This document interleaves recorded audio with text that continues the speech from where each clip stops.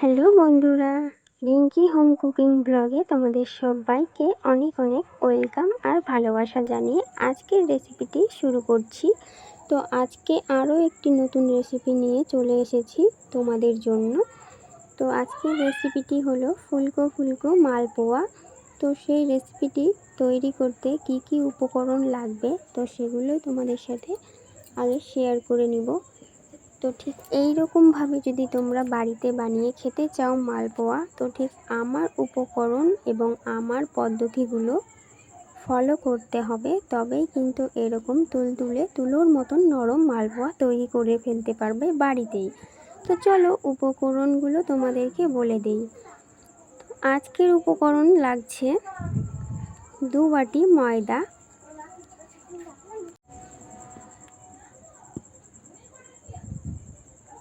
তারপরে লাগছে 1.5 বাটি সুজি। তো বন্ধুরা, আমি এখানে ময়দার পরিমাণটা কিন্তু বেশি নিয়ে ফেলেছিলাম, পরে আমি 1/2 বাটি ময়দা তুলে রেখেছিলাম। তো সুজি আর ময়দার পরিমাণটা কিন্তু সমান সমান রাখতে হবে। আমি 1.5 বাটি করে নিয়েছি ময়দা আর সুজি। তো তারপরে সুজি আর ময়দার পরিমাণ হাফ লাগবে চিনি। তো চিনিটা দিয়ে আর ভালো করে জল দিয়ে 3টা উপকরণকে ভালো করে কিন্তু আমি মিক্স করে নিব এবারে অল্প অল্প করে জল দিয়ে। তো পুরো ভিডিওটা স্কিপ না করে আজকে দেখতে থাকো শেষ অবধি। তো অল্প অল্প জল দিয়ে কিন্তু আমি ব্যাটারটাকে সুন্দরভাবে মিক্স করে নিয়েছি। আর ব্যাটারটা যত আপনি ফাটাবেন পিঠাটাও কিন্তু ঠিক ততটাই ফুলবে। তো দেখো আমার ব্যাটারটা রেডি, আর আমি আধা ঘন্টার জন্য রেস্টে রেখে দেব। তো আধা ঘন্টা পরে আমি আবার চলে এসেছি, আর গ্যাসে কড়াই বসিয়ে তার মধ্যে তেল দিয়ে দিয়েছি আর রিফাইন্ড অয়েল দিয়েছি। তো দেখো এবারে আমি একটা একটা করে কিন্তু পিঠা ভেজে নিব। তো তেল গরম হয়ে গেছে আর আমি কিন্তু পিঠা ভাজতে শুরু করে দিয়েছি। তো দেখো খুব সুন্দরভাবে ফুলে উঠেছে পিঠাটা।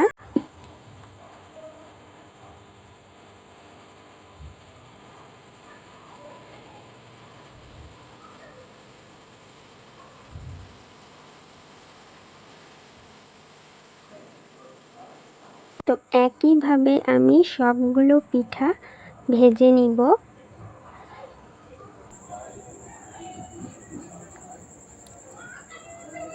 বন্ধুরা, তোমরা কে কোথা থেকে আমার ভিডিওটি দেখছো অবশ্যই কমেন্ট করে জানিও, আর নতুন নতুন ভিডিও দেখার জন্য চ্যানেলটিকে সাবস্ক্রাইব করে পাশে থেকো।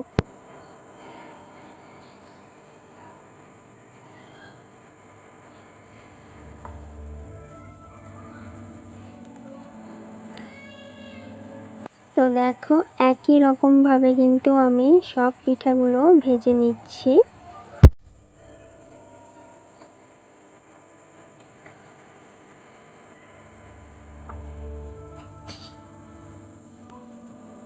তো একই রকমভাবে পিঠাগুলো ভেজে নিয়ে তারপরে আবার তোমাদের সামনে আসছি বন্ধুরা। ভিডিওটি স্কিপ না করে দেখতে থাকো পুরো ভিডিওটি।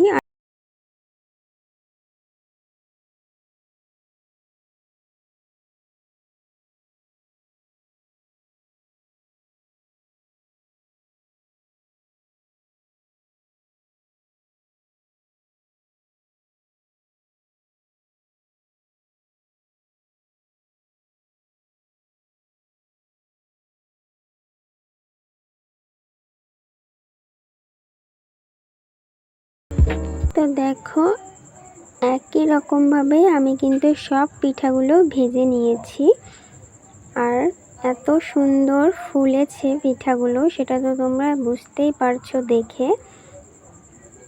তো আজকের আমার এই রেসিপিটি তোমাদের যদি ভালো লেগে থাকে তাহলে অবশ্যই কিন্তু কমেন্ট করে জানিও।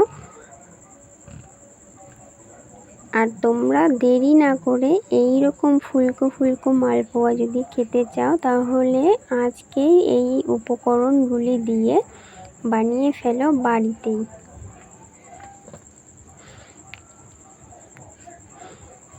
তো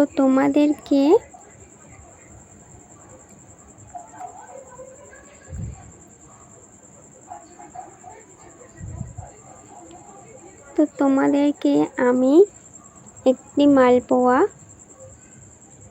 ছিঁড়ে দেখাচ্ছি যে কতটা সফট এবং কতটা ফুলকো হয়েছে, সেটা তোমাদের নিজের চোখে দেখে নাও যে ভিতরটা কিন্তু একদমই কাঁচা থাকে না, খুব সুন্দরভাবে এটা সিদ্ধ হয়ে যায় তেলে দিলে। তো আরও একটি ছিঁড়ে দেখাচ্ছি, দেখো এটা কিন্তু খুব সুন্দরভাবে ফুলেছে, দেখতেই পারছো তোমরা। আর কতটা সফট হয়েছে দেখেছো, যেমন পিঠা তেমনই হয়ে আছে।